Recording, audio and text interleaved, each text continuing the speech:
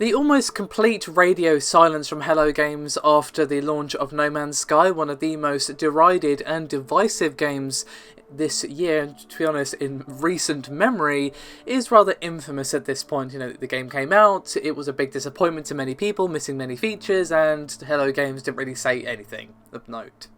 However, this week it seems the game will finally be getting its first major content update in the form of the Foundation update. Now, in the blog post from Hello Games, which I will link in the description below, it reads, quote, "We're calling it the Foundation Update because we have added the foundations of base building, and also because this is putting in place a foundation for things to come." Now, while there's not really much information other than that, it still gives an idea of what to expect for this upcoming update.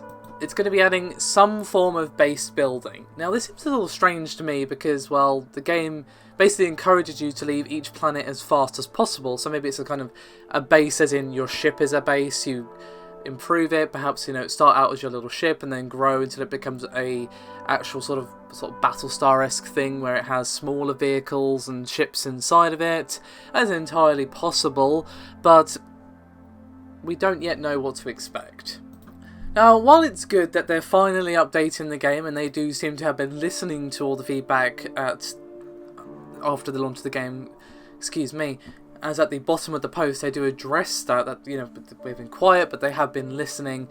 But the issue still is like, okay, you can add base building, you can maybe add some of the other features that are missing, but does it address the core concerns with the game? Because while a lot of the controversy surrounding this particular product was, hey, we promised this long list of things and it's missing most of them, there's also problems with the sort of core mechanics and the core loop of that game just being not really all that well executed. I mean, I'm just looking at sort of feedback and the feeling in the community about this update and the game in general, and the feeling, of course, that has been thrown around a lot is that, yeah, it's a great $20 indie game being sold for $60, but the question is, like, is it really? Is it?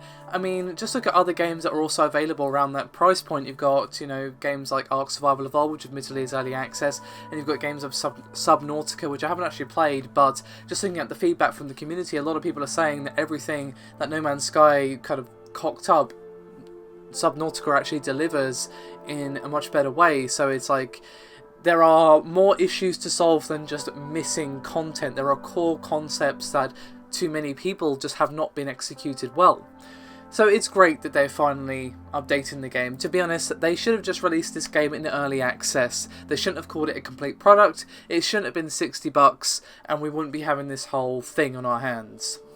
If they just said, hey, it's $30 or whatever, it's early access, here's the content that's available, here's the content that we want to have, make it realistic as well, and then people would have the appropriate expectations for the game.